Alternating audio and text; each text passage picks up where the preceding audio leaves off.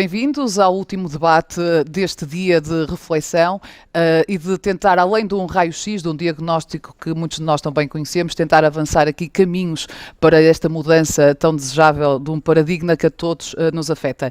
Para o debate temos connosco a doutora Edna Gonçalves, Presidente do Colégio da Competência em Medicina Paliativa da Ordem dos Médicos, Cristina Henriques, Coordenadora Nacional da Coordenação Nacional dos Cuidados Continuados, Sónia Novaes, Vogal da Direção da Sociedade Portuguesa de Enfermagem Oncológica, Eduardo Carqueja, Presidente da Delegação Regional do Norte da Ordem dos Psicólogos, Marta Pinto, da Sociedade Portuguesa de Oncologia, Walter Amorim, da Ordem dos Enfermeiros, Sara Gomes, da Associação de Enfermeiros Especialistas em Enfermagem Médico-Cirúrgica e Júlia Cardoso, Presidente da Associação de Profissionais do Serviço Social, já da Comissão Instaladora da Ordem Profissional. Muito bem-vindos.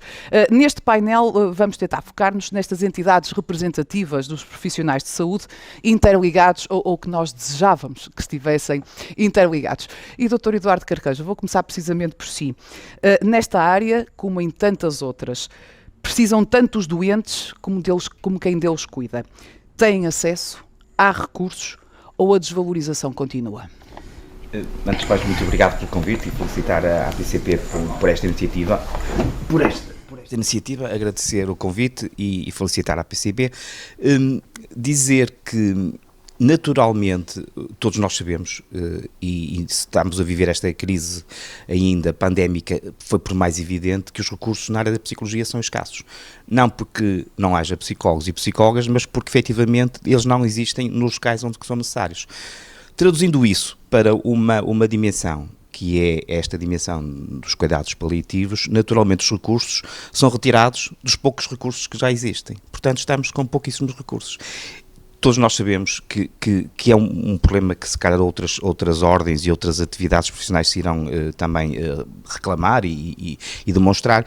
Nós não temos um papel aqui de queixinhas, que não, de facto, esta é uma realidade pura, que efetivamente a Ordem tem sempre colaborado e está sempre disponível para que o interesse superior dos doentes e das suas famílias esteja plasmado nos cuidados, mas efetivamente os recursos são reduzidos. Esta é uma realidade.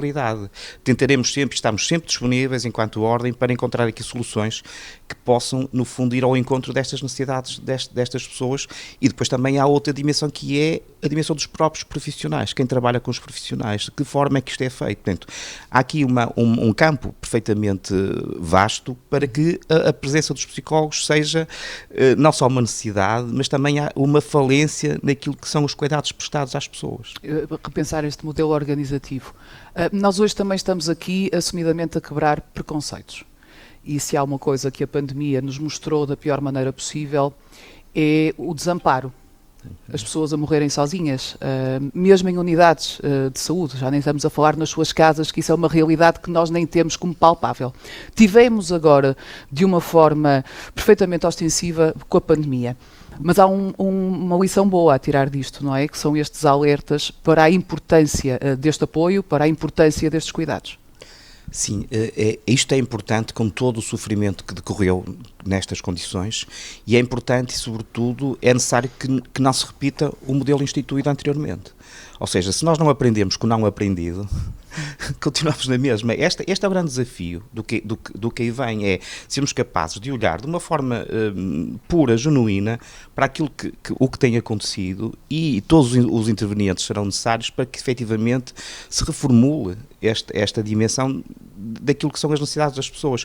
E dizer também que efetivamente isto não é só um problema, e isso é consensual, que não é só um problema da área da saúde, é um problema da sociedade, e todas as instâncias e instituições têm que ser chamadas a este desígnio, porque se ficarmos só remetidos para a dimensão da saúde, mete-se mais dinheiro, desculpando a expressão, mais dinheiro na saúde, e depois as outras dimensões, que são dimensões sociais, isto é um problema da sociedade, não é?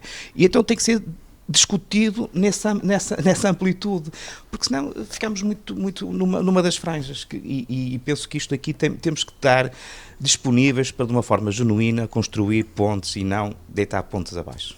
Doutora Júlia, é um ponto fundamental, não é? Esta interligação. A saúde pode estar no centro, mas é amplamente influenciada por tudo o que rodeia a sociedade e as condições da vivência social.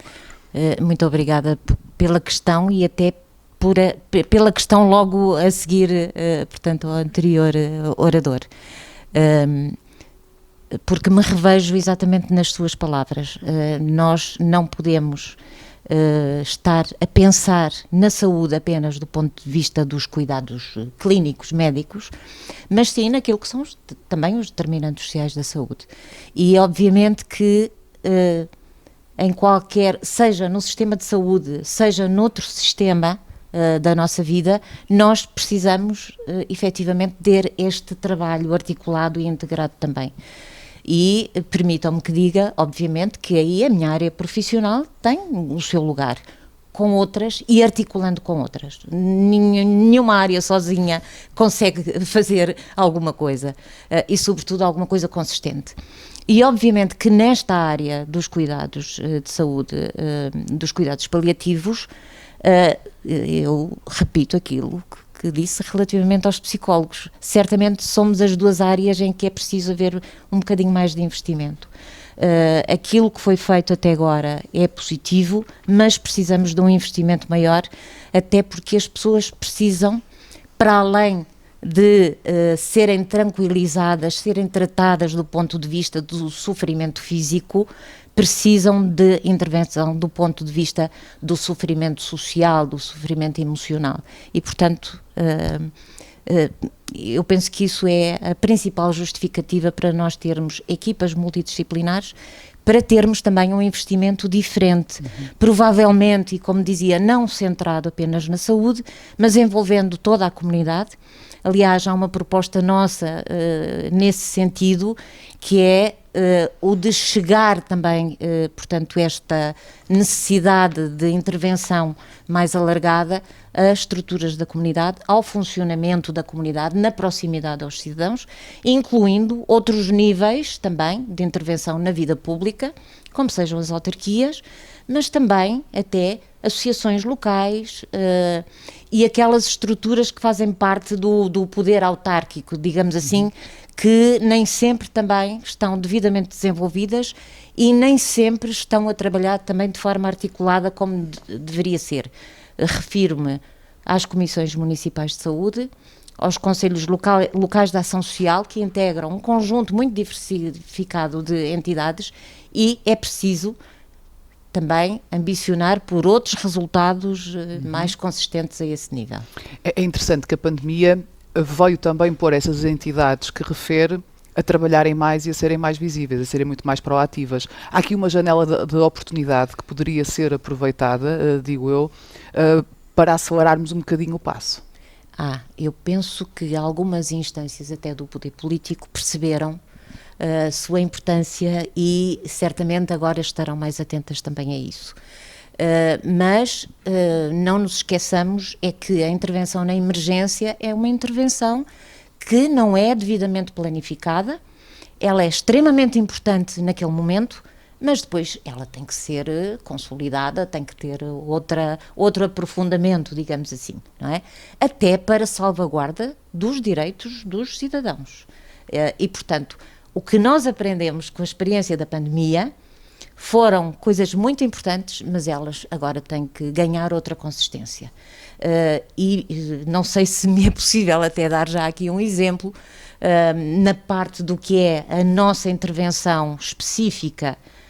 Eu digo específica porque há outra que se confunde no meio de uma equipa, porque trabalhamos todos para o mesmo fim, mas do ponto de vista da intervenção específica de um assistente social numa equipa de cuidados paliativos, o trabalhar, por exemplo, na sustentabilidade até económica das famílias, porque isso também faz parte do bem-estar da família, sofreu algumas alterações no tempo da pandemia, com a maior agilização do certificado de incapacidade multiusos, que não se pode perder isso. Exatamente. Isso tem que Aliás, o Dr. Rui já o referiu e bem no painel anterior. Isso tem que continuar. E esse é um elemento com o qual nós trabalhamos e que nos cria uma série de complicações depois para tentarmos resolver outras necessidades dos indivíduos. Obviamente que há outras dimensões também que têm que ser tratadas, nomeadamente as questões relacionadas com o cálculo do rendimento das famílias para terem acesso a determinados a isenções, ao não pagamento de uma ambulância, por exemplo, em que estamos agora, em 2022, no início de 2022, a fazer cálculos de rendimento per capita com dados de 2020 do IRS, porque só agora é que estamos a entregar os dados de 2021, não é verdade? Até ao próximo mês, penso que é assim. Ora bem, há aqui um desfazamento enorme. Portanto, o sistema tem que evoluir, não pode, porque eu não quero falar demais, mas deixa-me que, olhando para esta realidade, eu que não trabalho nesta área, mas tenho refletido muito acerca daquilo que são os direitos dos cidadãos e as questões do bem-estar. Na verdade, nós estamos a falar, muitas vezes, de um quadro legislativo no campo dos direitos, na garantia dos direitos, que é muito bonito em Portugal. Não é só em Portugal, enfim. Mas, estou-me a referir precisamente a Portugal, mas quando nós pegamos naquele quadro legislativo e aquilo que lhe vem, sequentemente, que é a regulamentação, não é? A regulamentação, aquilo começa a excluir, não é? Aquilo que é uma lei que parece que inclui toda a gente, não é? Na sua regulamentação, começa a definir critérios de acesso, e aí o cidadão, porque não cumpre isto, porque não cumpre aquilo, vai sendo excluído. E, portanto, já o Foucault falava nisso, curiosamente, que dizia que estamos, muitas vezes, perante uma legalidade sem direito, não é? Essa é a verdade. E eu penso que aquilo com que nós lidamos, eu diria que é tarefa específica do assistente social, mas que tem depois consequências ao nível de toda a equipa, do funcionamento de uma equipa e daquilo que é o compromisso da equipa em prestar um bom serviço. Na verdade, nós depois acabamos por estar muito dependentes de coisas que nos ultrapassam, não é? E é duro, é duro. A doutora Cristina Henriques está completamente solidária consigo, imagino, porque ontem sofreu o efeito inverso, que era como é que na saúde depois também eram culpabilizados pelos fatores sociais. Não estou errada, certo? Não. Portanto, também da perspectiva dos cuidados continuados, não é? Como é que esta complementaridade tão urgente se pode continuar a adiar, sustendo indicadores de saúde que não se aguentam, não é? Muito boa tarde, agradeço a presença aqui e agradeço à Associação Portuguesa de Cuidados Paliativos a iniciativa e a esta casa, que também é uma unidade de cuidados paliativos e cuidados continuados, por nos receberem. Efetivamente, a rede não tem essa experiência. A rede é uma parceria entre os dois ministérios, entre o Ministério do Trabalho e o Ministério da Saúde, Ministério do Trabalho e da Segurança Social e o Ministério da Saúde. E desde sempre trouxe à realidade essa experiência até aqui inexistente e noutros modelos da sociedade também inexistente. E estes dois ministérios juntaram-se para esta resposta ao cidadão, que pelas notícias de ontem, por muito que ouvimos aqui esta manhã, leva a crer que a rede não dá resposta, que a rede não serve às necessidades do cidadão, mas o que é certo é que a rede faz a diferença na vida de muitas pessoas. Anualmente, a rede serve 44 mil pessoas. A rede faz diferença na vida destes utentes, faz diferença na vida destas famílias, em muitas das tipologias que têm, desde unidades de convalescença, unidades de média duração, unidades de longa duração. É certo que estamos aquém daquilo que são as necessidades da população atual, temos que crescer, para isso temos um plano de investimentos que o Governo inscreveu no PRR e é sabido que temos respostas, desde respostas de internamento, a respostas de ambulatório e até respostas de unidades de promoção da autonomia, que até aqui inexistentes. Não, eram inexistentes, mas inexistentes. Desculpe interrompê-la, mas aproveitando a sua deixa. O PRR promete muito. Certo. Portanto, nós temos o anúncio do financiamento de construção de unidades de cuidados paliativos até 600 mil euros por módulo. Isto, na teoria, há 205 milhões de euros para gastar, não é? Mas precisamente em novas unidades e 400 camas de cuidados continuados e paliativos. E eu pergunto-lhe, e gente? E gente? Para que estas camas possam ser representativas de cuidados efetivos? No que diz respeito às unidades da Rede Nacional de Cuidados Continuados e às unidades de cuidados paliativos, os recursos humanos ficam a cargo dos promotores. Acontece que, no que diz respeito à formação de cuidados de profissionais de cuidados paliativos, o que se prevê é que o programa 2030 também possa ter investimentos para formação de profissionais em cuidados paliativos. Formação de profissionais que poderão ser utilizados para a formação de profissionais em cuidados paliativos. O que temos vindo a ver é que a escassez de profissionais é transversal a todas as áreas, não é só nos cuidados continuados integrados, não é? É realmente um desafio para a coordenação, é um desafio para as ordens profissionais fazerem dos cuidados continuados uma área de intervenção e uma área que seja significativamente importante para estes profissionais. E é um desafio que eu vou abraçar e vou desenvolver. Mas o Governo e o Ministério da Saúde e o Ministério do Trabalho e de Solidariedade em particular, terão de estar comprometidos também com o desenvolvimento deste PRR, com a capacitação destes profissionais e com as equipas que pertencem ao Ministério da Saúde, com a criação destes postos de trabalho, para que estas equipas possam estar dotadas com profissionais em número suficiente para que elas possam se desenvolver. Exato, porque a última coisa que também queríamos era estar a gastar dinheiro, que faz muita falta também para esta capacitação, em armazéns de material, não é? Claro. Portanto, isso seria a última coisa. Deixe-me passar à doutora Edna Gonçalves, antes da segunda ronda. Dentro também deste plano que a doutora Cristina estava a explanar, isto é uma preocupação absoluta, não é? Quer dizer, nós temos aqui anúncio de dinheiro para mais unidades, mas depois falta-nos aqui o core, não é? Falta-nos aqui um bocadinho o corpo. E eu pergunto-lhe, dentro também da sua especialidade e das dificuldades que passa há tantos anos, será viável? Estamos aqui a seguir um caminho realista? Bom, agradeço também, já tinha agradecido, mas publicamente fica o agradecimento também à casa. É tão irrealista que o plano estratégico todos, o primeiro, o segundo e o terceiro, não os prevêem. Portanto, acho que a minha resposta fica por aqui. O plano estratégico de cuidados paliativos, e falo do atual, que não é da minha responsabilidade, não prevê unidades de cuidados paliativos na rede de cuidados continuados integrados. Por isso, é irrealista, na minha opinião. E acho que é um erro gastar dinheiro em construir. Eu espero que não sejam armazéns de material. Eu espero que seja, se forem armazéns, que seja de material, que não sejam de pessoas. Que esse é o meu problema. E eu assisti a isto.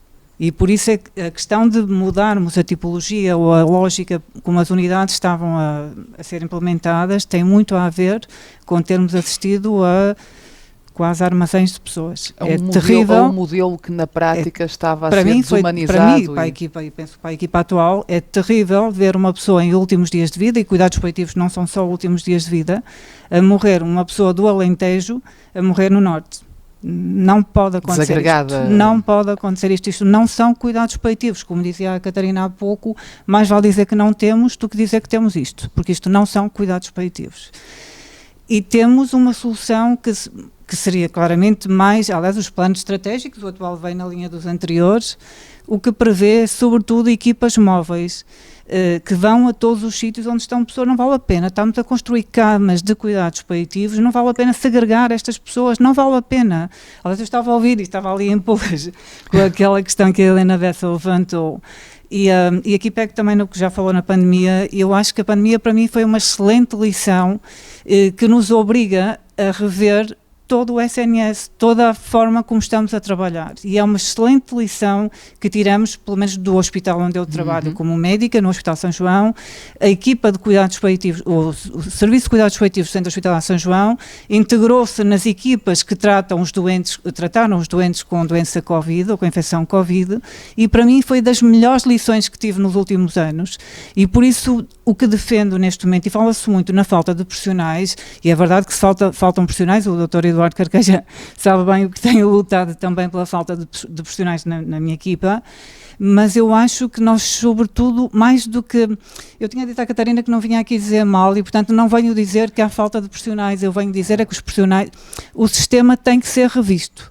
Mais do que pensarmos em mais profissionais, nós temos que reorganizar os profissionais que existem. Se calhar, não sei se chegam, se calhar não chegam. E, sobretudo, não chegam porque estão a ser tão maltratados que saem do Serviço Nacional de Saúde. E a grande questão está nisto. Um dos principais motivos até pode ser essa necessidade de reorganização, claro, tem que não ser é adaptada às necessidades, à nova realidade. A pandemia foi uma excelente oportunidade para isso. Não faz sentido, na minha opinião, nós temos que rever os 3 pilares do SNS. Nós temos que rever os cuidados subprimários. Eu não vou chamar cuidados subprimários porque são muito mais do que isso. Os ACES, os agrupamentos de centros de saúde, têm de ser a estrutura base da saúde no país, na minha opinião. E só a partir daqui é que nós podemos ter cuidados de continuidade. E daí desenvolver os ACES e apostar, fazer uma grande aposta aí, remodelá-los e fortalecê-los muito mais do que aquilo que está a acontecer agora, que é fortalecer os serviços de urgência dos hospitais. Eu acho que é deitar fora tudo o que nós aprendemos com a pandemia. Exatamente. É deitar fora tudo isto. Não pode ser, eu acho, e é isto que me desgasta, põe-nos cansados, claro, faz-nos desistir da luta. Mas a pandemia, lá está, a tal janela de oportunidade, e por isso também o contributo de todos e deste dia é tão importante. Só aqui numa dica, a propósito dos cuidados subprimários, dos ACES, mais dos cuidados subprimários, não há um médico, verificar um óbito é um ato médico. Não há um médico, eu estou a falar disto, foi uma situação que me aconteceu há 3 dias. Um doente que nós acompanhamos na equipa do Centro Hospitalar São João, acompanhado também por uma equipa, sobretudo da enfermagem, no domicílio. A senhora faleceu em casa, um óbito previsto, não havia um médico, num dia de semana, não havia um médico para verificar o óbito.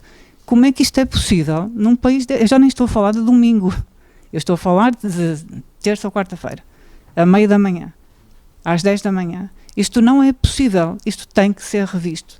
E muito mais do que andarmos aqui a falar de falta de profissionais de saúde, porque faltam também, eu diria que eles estão a faltar porque estão a ser maltratados. E se não houver condições para isto, nós temos que rever os ACES, dar-lhes força, desenvolvê-los muito mais, temos que reorganizar os hospitais numa lógica de pensarmos não em clínicas, não em consultas de especialidade, já estamos noutro mundo. Não, temos que pensar em clínicas de patologia. Não faz sentido ter uma equipa de cuidados paliativos que se vai depois à equipa de pneumologia para tratar o doente neuromuscular, que depois vai à equipa de medicina física e reabilitação, que também trata o mesmo doente. Eu tenho que ter uma clínica de doente neuromuscular, onde o doente, isto são cuidados centrados no doente. O doente chega ao espaço do hospital e são as equipas que se deslocam ao doente, ou os profissionais que se deslocam ao doente, num contexto de uma equipa que não pode ser de medicina interna, ou de medicina paliativa, ou do que quiserem. Falámos há pouco de transplantes, e está aqui o professor Tato Marinho. Os doentes que estão à espera de um transplante hepático deviam ter acesso a especialistas de cuidados paliativos. A minha equipa, no Centro Hospitalar São João de Paliativos, tem doentes à espera de transplante pulmonar. Portanto, não percebo, nós não temos hepáticos porque o hospital não faz transplantes hepáticos, mas os pulmonares têm acesso a isto. Nós temos que deixar de pensar, temos que alargar as nossas caixas, têm que ser reformuladas as nossas caixas. E daí eu dizer também, os paliativos também têm que rever a sua caixa. E têm que rever a sua caixa na medida em que não podemos estar a dizer, a minha equipa, aquela guerrinha há pouco, o médico família faz ações paliativas e não faz cuidados paliativos, isto não pode existir. O especialista de medicina paliativa tem que estar acessível ao médico família, como a uma clínica de neuromusculares ou uma clínica de demência. É preciso rever esta formulação. Já vamos ver o papel da Ordem, que a Ordem pode também desempenhar nisso tudo. Enfermeiro Walter, há aqui 2 pontos dentro do raciocínio da doutora Edna, dentro destes pontos importantes. Para já, dentro desta atual organização, o direito de escolha do doente é completamente obliterado. Portanto, não há qualquer tipo de hipótese disto ser consagrado. Portanto, a humanização, a ética, são todos valores, e continuamos aqui a assistir, e vocês também se debatem com esse problema, a uma obstinação terapêutica que é constrangedora para todos. Antes de mais, agradecer o convite. Boa tarde a todas e a todos. É um prazer estar aqui. Efetivamente, essa é uma temática relevantíssima e que, de facto, afeta os profissionais. Porque, e no caso dos enfermeiros, aquilo que falou, efetivamente, toca em diferentes dimensões. Cuidar aquele cidadão, aquela pessoa e aquela família, porque nós não podemos pensar no cidadão como de per si, uma entidade singular e única, mas que não existe para além disso. Existe, está inserido numa família, numa comunidade, e portanto é fundamental que nós tenhamos esta visão, tal visão humanista, de que de facto é fundamental a gente intervir, interagir e perceber as necessidades da pessoa, perceber aquilo que de facto ela precisa efetivamente, perceber que aquilo que deveria de ser um direito absoluto, o direito de opção, de escolha, respeitando aquilo que é a dignidade humana, o direito à autonomia, que muitas vezes é claramente depreciado, porque de facto o sistema, não dando resposta, não tendo capacidade de dar resposta, tem que tentar dar uma solução. E este é um problema diário que os profissionais de saúde sentem e que trespassa em todas as organizações e que não especificamente nesta tipologia de cuidados muito especiais, mas é transversal. Já aqui foi falado que efetivamente os profissionais não abundam, é verdade, não vale a pena estarmos a diminuir essa dimensão importante na resposta que pode ser dada, mas o que falta, na minha ótica, muito mais é a estratégia. É visão estratégica para aquilo que nós queremos. É preciso, antes de mais, e já que isso falou, o PRR tem uma dimensão de valor para, efetivamente, construir obra, pedra, mas parece que ainda ninguém se apercebeu que para construir, seja o que for, é preciso pensar naquilo que se vai fazer. E não é só o edifício que vai dar resposta, porque um edifício vazio é só isso, é um edifício vazio, é um edifício sem nada. E, portanto, é fundamental esta visão estratégica de se pensar naquilo que se pretende e, portanto, não há forma de o dizer, não é só os enfermeiros ou os médicos ou os outros profissionais, indistintamente das áreas, e nós temos que falar nesta vertente numa visão multidisciplinar, com equipas integradas, que vão muito para além de 2 ou 3 ou 4 profissionais, ou grupos de profissionais, se assim se quiser. É necessário, de facto, pensar as coisas fora da caixa, indiscutivelmente. Não vale a pena continuar numa perspectiva que está absolutamente ultrapassada. E, portanto, compete a todos, e quando eu digo todos, a todos os stakeholders, a todas as entidades representativas, profissionais, a toda a estrutura civil, financeira e económica, porque nós estamos a falar de algo que, de facto, é um sorvedouro de dinheiro também. Se não for devidamente acautelado e bem trabalhado, é pura e simplesmente gastar dinheiro sem ver qualquer retorno. Porque, efetivamente, dizer-se que nós temos que pensar na questão humanista da intervenção nas pessoas. Bem, isso é reduzir a coisa ao mínimo. É reduzir a coisa ao cuidado, especificamente. Mas o cuidado não se consegue realizar se não se tiver respostas que, de facto, vão muito para além do cuidado. Se não houver capacidade financeira, se não houver capacidade organizativa, se não houver, de facto, um acompanhamento próximo, inclusive dar resposta às famílias, dar resposta às comunidades, fazer este acompanhamento inserido nas comunidades. Ainda há pouco falou, quer dizer, há pessoas do Alentejo que estão alocadas em organizações no norte chamou precisamente a atenção ou para isso. Local do país. É que a rede funciona com vagas, mas não tem em conta essa desagregação, não é? É uma resposta possível, imagino. Vai ter oportunidade. Nós temos vários casos concretos em que acontece, mas até gostaríamos imenso, obviamente, como coordenadora, de a ouvir. A verdade é que, e pronto, sobre isso, posso dizer, eu tive um familiar que, residente em Santa Maria da Feira, teve que ir para Vila Real. Pronto, é só um exemplo. E é o meu. E não, se tem em consideração sequer que a família não tem capacidade para transporte, não tem capacidade para... Portanto, ou seja, voltamos mais uma vez, nós queremos remediar as coisas sem pensar antes e sem ter uma perspectiva de apor. Ou seja, incrementar de facto uma resposta que tem que ser integrada, tem que ser balizada em premissas próprias e concretas, mas tem que ser pensada.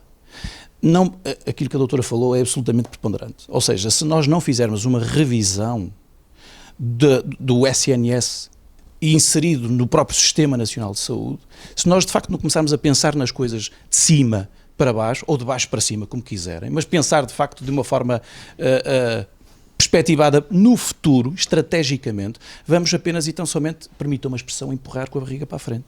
Porque de facto não vamos solucionar nada. é pôr um penso onde de facto não carece de ter um penso, carece de ter uma intervenção muito mais assertiva.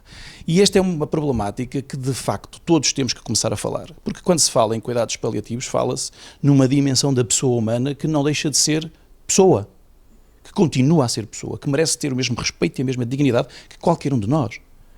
E o país tem que efetivamente pensar nestas matérias e permitir que estas pessoas mantenham até o momento da sua morte, da sua partida, a dignidade plena. Os fundamentos da Carta Universal dos Direitos do Homem não podem ser só um propósito ou um princípio. Aliás, postulado na nossa Constituição. Temos que efetivamente ver isto muito para além disso. Temos que de facto pensar nas coisas, dar respostas efetivas e não andarmos a gastar dinheiro apenas para resolver problemas do hoje, porque o que importa é pensar no amanhã. Sim, mas já com o hoje, com tantas carteiras com que se debatem. A enfermeira Sara Gomes, como enfermeira médico-cirúrgica, esta área impõe uma abrangência determinante também, não é? E vocês, no fundo, a enfermagem no seu conjunto, tal como os assistentes operacionais, no fundo são os que estão mais presentes. E lá está, como dizia o enfermeiro Walter Amorim, não é só o doente, não é? É toda a pressão que vem também com o doente, às vezes por esta desagregação. Certo, obrigada por me permitirem estar aqui hoje em nome da Associação de Enfermagem Médico-Cirúrgica. Felizmente a nossa ordem percebeu há alguns anos que teríamos que ter profissionais diferenciados nesta área e por isso formalizou a competência da enfermagem à pessoa em situação paliativa. E é nesse sentido que a médico-cirúrgica como especialidade representa os profissionais que têm o destaque e a formação e a nível científico a capacidade e a competência de cuidar destas pessoas e destas famílias. E, como foi dito também anteriormente, nós não precisamos estar em todo o lado. Precisamos sim que em rede consigamos dar apoio aos colegas que não têm esta valência específica, mas que estão nas unidades de cuidados continuados, mas que estão nos cuidados de saúde primários e noutros locais e conseguir telefonar-nos e colaborar com eles. Porque, efetivamente, não vamos conseguir, como já foi dito anteriormente, dividirmos-nos, mas sim com a nossa diferenciação, porque parece-me que todos nós reconhecemos que um profissional de saúde treinado, formado, capacitado, consegue oferecer uma melhor qualidade e uma melhor segurança nos cuidados que presta. E cada um de nós, de certeza, que entre optar por alguém que não é diferenciado ou alguém que tem essa formação, vai querer que esse direito lhe seja atribuído. E vocês sentiram essa necessidade, e não é? nós sentimos essa necessidade e é por isso que consideramos que nós conseguimos fazer a diferença nesse nível de cuidados que as pessoas e as famílias necessitam. Vou dar um exemplo que tem a ver com o que se passa agora em período de pandemia. O agendamento das visitas, uma coisa muito básica e que é tão relevante e é tão autónoma que hoje em dia nós enfermeiros nos deparamos com isto diariamente. É necessário que consigamos que este agendamento seja feito para que nós consigamos até ter algum recurso caso haja algum processo de identificação em termos de ciclo de contaminação por Covid-19.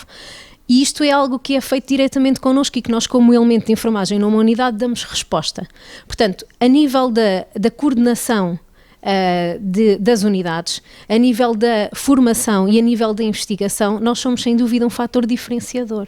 Portanto, é importante que haja treino e capacitação nesta área, que as pessoas percebam que paliativos não são efetivamente caridade, que nós estamos aqui, formamos-nos para estar aqui, que todos os dias nos envolvemos e que trabalhamos em conjunto, porque só assim é que isto é possível, mas que esta diferenciação nos faz garantir a segurança e a qualidade. Eu há pouco falava na palavra preconceito, porque a pandemia isso nos obrigou. A morte ficou escancarada e, nomeadamente, a solidão nos hospitais. Entrou-nos pela casa dentro, não é? Já não conseguimos varrer o assunto para debaixo do tapete. E eu perguntava-lhe também, na vossa experiência diária e tão humana, se dão conta disto também, não é? Porque nós temos uma cultura pesada, nós latinos, a religião tem um peso também muito importante e há uma desvalorização do sofrimento. Parece que é condição sine qua non da velhice, ou lá volta à expressão das 7 chagas de Cristo. E há aqui um conformismo que muitas vezes é alimentado pelo próprio sistema porque não está capacitado para dar resposta e inverter este sofrimento. Sim, e deixe-me também aqui, permita-me também falar noutra situação ligada também a esse conformismo, é que às vezes também existem nós profissionais de saúde. nós também, às vezes, e já percebemos aqui, que consideramos que temos de chegar a todo lado, porque o doente precisa, porque a família precisa, e muitas vezes também nos esquecemos de nós. E é aqui que nós também temos de perceber, como diferenciados e treinados que somos, que também temos os nossos limites. E que também, para conseguir cuidar dos outros, temos de trabalhar com condições capazes de também nos dar essa estabilidade. E isto vê-se muitas vezes hoje em dia nas famílias que nós recebemos, mas também em nós próprios, o nosso desgaste e muitas vezes a nossa incapacidade em dar resposta. Atualmente estou muitas vezes na equipa intra-hospitalar e posso lhe dizer que portanto estamos em maio, nas últimas semanas nós tivemos, a maior parte dos nossos doentes foram todos diagnosticados neste ano, 2022. E eu penso que quem está todos os dias a trabalhar em cuidados paliativos já se apercebeu que o rebate desta pandemia é agora os nossos doentes virem referenciados em situações de terminalidade, efetivamente. E isto causa-nos um impacto emocional enorme. Portanto, não é só a família neste momento que se vê afetada por esta questão do sofrimento e de verbalizar esse sofrimento, de pedir ajuda, também somos nós. Que o impacto daquilo que nos está a acontecer e também das baixas dotações e de uma série de outros fatores de nós não conseguirmos dar resposta também nos leva paralelamente a precisar também de ter uma estrutura. Por isso é que faz toda a diferença nós termos formação nesta área, porque senão qualquer um de nós não conseguiria saber lidar com as dificuldades que são e com as necessidades que é trabalhar em cuidados paliativos. Exatamente. E Sónia Novaes, a enfermagem oncológica não fica de todo... nada é estranho do que foi dito até agora, não é? Nada é estranho. E o cuidar de quem cuida está também no topo deste debate. Tem que ficar no topo deste debate.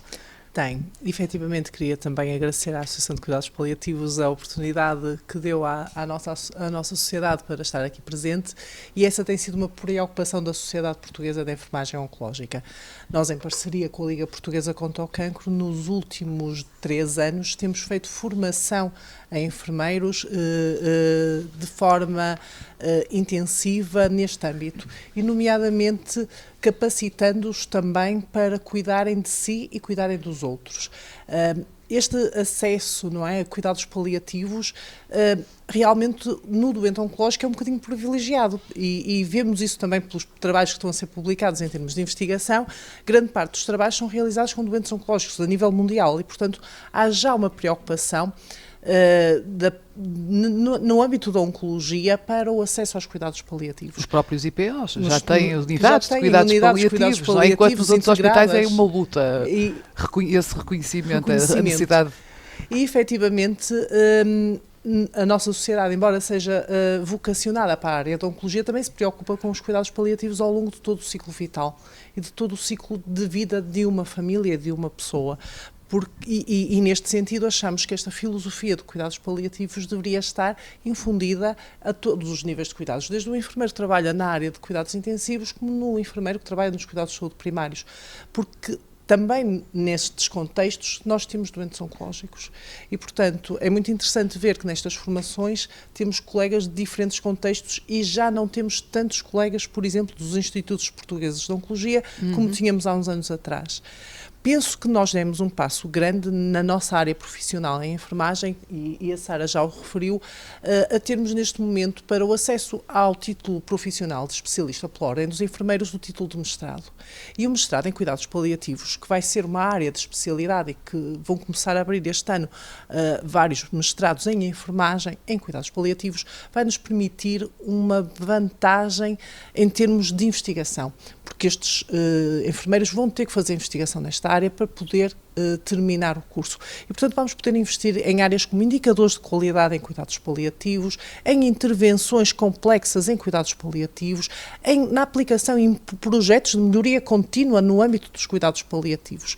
E, portanto, vai também tornar mais conscientes as equipas e não só aquele profissional que está a fazer a sua formação. E tal como se dizia na mesa anterior, no debate anterior, efetivamente estes profissionais estão a pagar esta formação do seu bolso. Há alguns consórcios a nível das academias e também no âmbito do PRR, em que alguns destes cursos poderão ter um nível de financiamento, mas se não houver um financiamento financeiro, também um financiamento pessoal, porque nós fazemos a nossa formação em tempo nosso, As instituições não nos dão tempo de formação.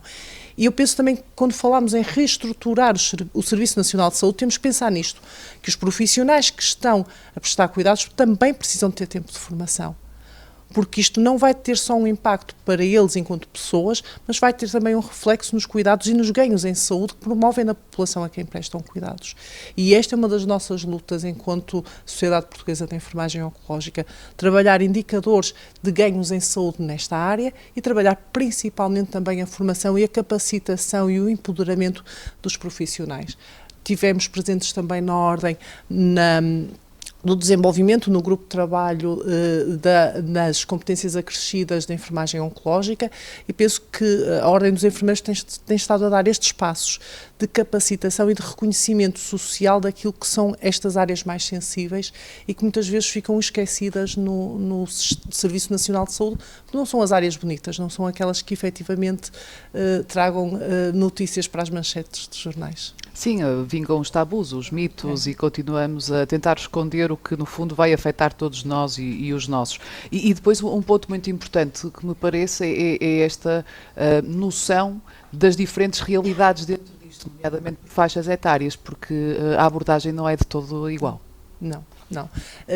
Infelizmente não temos apenas uma unidade de cuidados paliativos pediátrica e efetivamente é uma área que não está sequer a existir investimento algum, não é? E quando pensamos em crianças com doenças crónicas, quando pensamos em crianças com doenças oncológicas, a resposta social e da saúde que existe no âmbito dos cuidados paliativos, em Portugal posso dizer que é nula. E não há resposta para estas famílias, para estes pais, para estes cuidadores. Não é? E, efetivamente, nós temos que olhar para a pessoa inserida numa família. Temos uma lei de 2018 que, efetivamente, não está colocada em prática, não é? O direito à autodeterminação, à escolha do local onde eu quero morrer, neste momento não existe. E, portanto, era importante que nós começássemos a trabalhar neste sentido, de criar respostas para que cada um de nós possa escolher qual o fim de vida que pretende para si. Obrigada. Doutor Marta Pinto, esta realidade também vos afeta, aliás, além da Sociedade Portuguesa de Oncologia, na sua prática diária, não é? O Centro Hospitalar Lisboa Ocidental, de certeza que não passa ao lado de toda esta problemática. Claro que sim. Infelizmente é transversal, não é? A todos os grupos que trabalham com os doentes oncológicos, não é? Nós, de facto, sentimos as limitações no dia-a-dia.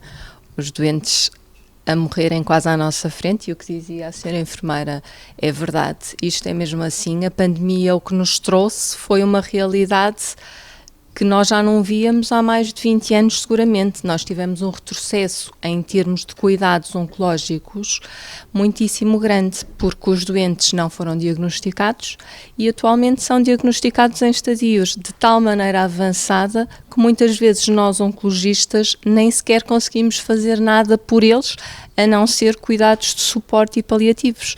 E efetivamente, eu aqui como representante da Sociedade Portuguesa de Oncologia, queria dizer que o nosso grande objetivo também é ajudar os profissionais, neste caso os oncologistas médicos, a dedicarem tempo formativo nesta área, que é imprescindível, porque efetivamente nós não vamos ser todos paliativistas, mas nós deparamos com a realidade dos doentes a morrerem à nossa frente e para a qual não temos resposta no imediato, e eles precisam de nós, precisa a família, e nós não temos esse apoio no imediato, infelizmente, e portanto, da nossa parte, o que nós estamos a tentar fazer é formar os profissionais. Estamos a começar obviamente pelos mais jovens e temos tido cursos neste sentido de dar armas aos profissionais para pelo menos numa fase inicial conseguirem abordar o doente terminal, enquanto não temos a possibilidade que isso seja feito por colegas mais dedicados e por outro lado, na sociedade temos também um grupo de trabalho específico a trabalhar nesta área. Damos de tal maneira importância a esta temática que temos um grupo de trabalho específico de suporte e cuidados paliativos, porque de facto é preciso avançar, é preciso fazermos muito para que os nossos doentes tenham os cuidados que merecem. e que sejam e que isto do terminal não seja a nossa realidade, que eles comecem a ter apoio dirigido e paliativo e de suporte desde o início da sua doença, porque é fundamental para a boa vivência que eles terão e para a desmistificação até da própria doença oncológica. Os próprios indicadores, era interessante termos também este ponto no debate, os próprios indicadores podem estar pervertidos porque eles medem a sobrevida. Onde está a valorização, a medição da qualidade de vida? É que nós continuamos a ser dos países que está no topo da sobrevida e está na cauda da qualidade de vida. Sim. Acho que neste momento estão nos ensaios, porque efetivamente a investigação nesta área vai surgindo, mas não temos feito nem avançado muito. E era fundamental. Sim, é um alerta importante. Doutora Edna, em termos práticos, há esta parte da formação. Valia a pena? O que é que a Ordem pode fazer mais, até com pressão negativa, positiva e até no sentido, faz sentido criar aqui uma competência, uma especialidade, uma subespecialidade? A Ordem dos Enfermeiros já avançou, não é? Aqui na Ordem estamos numa competência. Isto vai ser inevitável, não é? E face ao envelhecimento populacional é uma realidade que nós temos que nos confrontar cada vez mais. Na lógica do que fui dizendo, de trabalharmos numa lógica centrada no doente e família e não nas especialidades, para essas equipas de patologia, para essas clínicas de patologia, parece-me indispensável que haja uma especialidade de medicina paliativa, falando de médicos, porque será esse médico de medicina paliativa que irá levar o aporte para a clínica de patologia de que estamos a falar. Também me parece, e neste momento estamos com este problema acrescido, com a questão das urgências, como a maior parte dos médicos, em fevereiro, eu hoje não tenho, mas em 26 de fevereiro deste ano, tínhamos 99 médicos com competência em medicina paliativa. Era assim um número bonito e, portanto, eu fixei-o rapidamente. Neste momento temos mais de 100 médicos com competência em medicina paliativa, o que é muito pouco.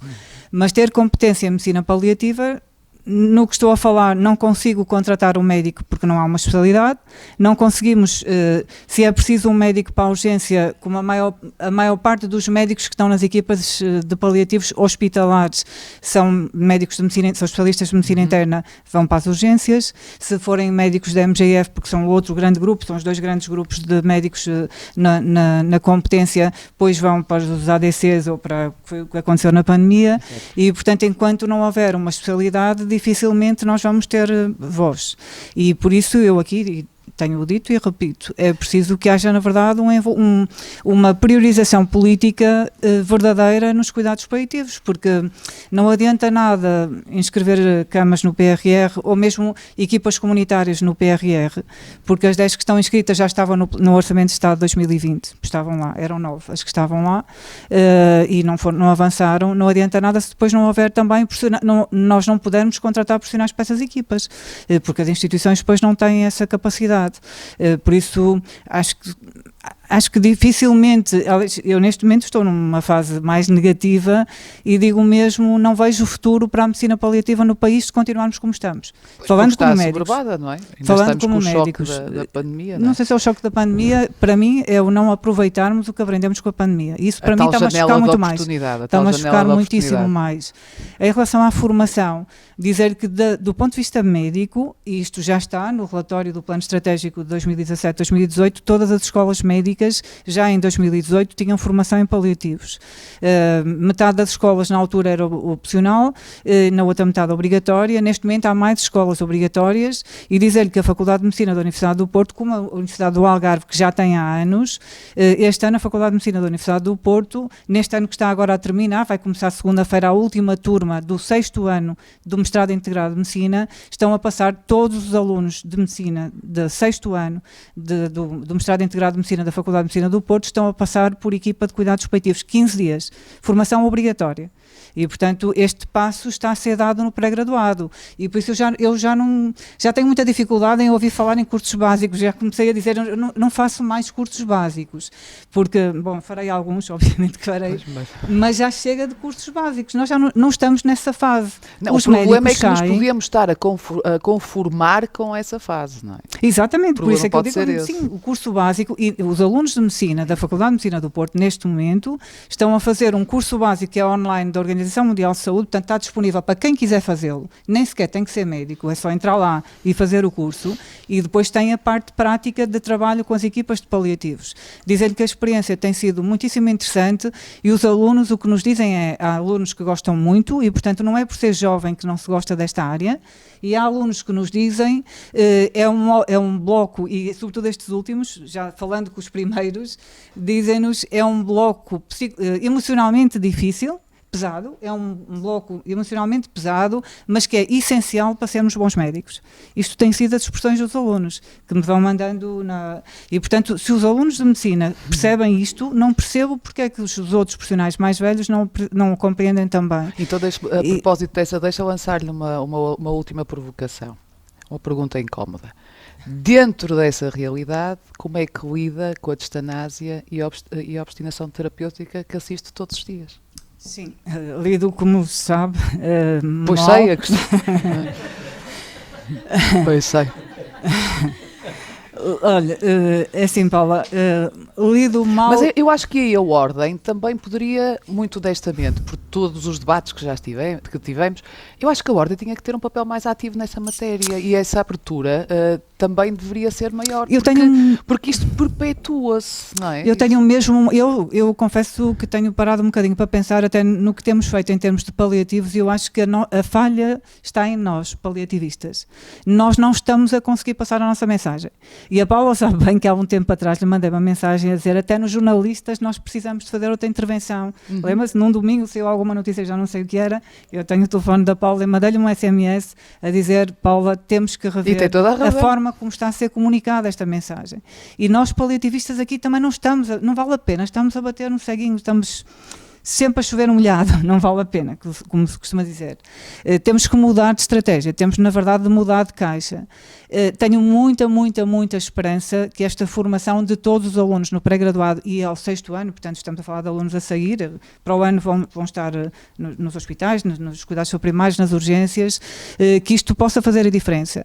E como eu disse, lido mal com a obstinação e encarniçamento terapêutico, mas acho que as equipas de suporte, que para mim são a base das equipas de cuidados paliativos e da Rede Nacional de Cuidados Paliativos, devia ser essa, não as camas, esqueçam as camas. Nós temos que ter equipas de suporte que são as que vão fazer formação a todos os profissionais, porque quando eu fico mal com a obstinação terapêutica, mas vou trabalhar com os meus colegas e fazê-los rever a situação e na verdade fazê-los dizer, pá, tens razão, na verdade isto não vai levar a lado nenhum, isto é a melhor forma de nós trabalharmos cuidados paliativos e fazer levá-los a mais gente. Eu não concordo que nós nunca vamos ter equipas para toda a gente, nós vamos, se quisermos, e se houver na verdade um investimento político sério, não estou aqui a falar do governo atual porque isto já vem de há anos, portanto são os governos todos para trás, se não houver um investimento real, uma priorização real dos cuidados paliativos, nós não vamos conseguir estar a reverter isto, porque cada vez mais aparecem terapêuticas novas, caríssimas, gastamos imenso dinheiro em medicação, e os doentes, quando em ventiladores, em imunoterapias, em 500 mil coisas, e quando paramos para falar com os doentes e famílias, às vezes são eles que nos dizem, mas parem com isto, eles nem sabem que podem parar, eles nem sabem que podem parar, e por isso há pouco falávamos nas diretivas antecipadas de vontade. Era bom incluirmos o consentimento informado no debate. O consentimento informado, ele vai estando, não é muito informado, Agora, muito informado. Tenho dúvidas na capacidade, na dimensão do informado, não é? Acho que uma assinatura de uma página, acho que deveria exigir algo mais. De qualquer forma, as diretivas antecipadas, eu falava com a Teresa da Apela, a propósito, nós temos, neste momento devemos ter talvez mais de 200 doentes com ela no nosso serviço de acompanhados ao longo destes anos, e são muito poucos os doentes que têm um testamento vital feito, e nós falamos dele. Portanto, também está aqui questões culturais, há também que têm que ser trabalhadas, e por isso eu tinha aqui, eu escrevi isto para não me esquecer das mensagens que queria transmitir, e uma delas tinha a ver com a formação, não só dos profissionais de saúde, e já falei aqui da formação particularmente dos médicos, mas também dizer-lhes na formação da rede de cuidados continuados, no primeiro debate falou-se disto, os planos estratégicos, os cursos intermédios feitos nas ARS, nas 5 ARS, o grande objetivo eram as equipas de cuidados continuados integrados. Eu posso lhe dizer que poucos são os que aparecem. Quem aparece estão a ser essencialmente os profissionais de cuidados subprimários. Porque é que não aparecem os da rede de cuidados continuados integrados? Também é bom pensarmos nisto. Eu tenho algumas explicações, acho que ultrapassa aqui este debate, mas acho que é bom pensarmos nisto, porque eles estão lá, as formações estão lá, eu falei com a CNIS, na altura como Presidente da Comissão Nacional, com o doutor, com a União das Misericórdias, mas depois os profissionais não aparecem muito poucos profissionais, e são enviados alertas para a rede de cuidados continuados para as instituições, pelo menos na IRS Norte, e aqui eu sei que são mandados, na altura eram, e imagino que agora com a pandemia pararam um bocadinho, mas sim, na altura, antes da pandemia, eram mandados. Portanto, a formação também há sempre os dois lados, não é? Claro. Na outra questão da formação, e falando aqui das diretivas antecipadas, para não me perder, é muito importante fazer formação à população, isso sem dúvida, é muito importante nós falarmos, a formação à população que tem acontecido cada vez mais no país, os desk cafés, que são públicos, são sítios, eu participei numa associação que os fez no Porto, fizemos imensos, são cafés onde à mesa de um café se fala das experiências da morte, de pessoas que até nem nunca tiveram com ninguém próximo a morrer, outras pessoas que tiveram familiares que faleceram, e portanto este é um assunto, eu tenho dito aos alunos de medicina de 6º ano, levem este assunto para a vossa mesa de jantar, como alguém dizia, a Ana querida Salveiro falava disto, assim num momento não precisam de trazer, mas sem problemas, falem disto, olha, hoje lá no hospital falámos sobre isto, o que é que vocês querem para vocês? E portanto, podermos saber assim o que é que os nossos pais querem, o que é que os nossos familiares doentes querem, e por isso acho que a formação, na verdade, aqui é essencial, já mais que os cursos básicos, muito mais que cursos básicos, esta formação mais generalista, também aos profissionais da comunicação social, obviamente. Também não queria deixar aqui passar... Muitíssimo, muitíssimo.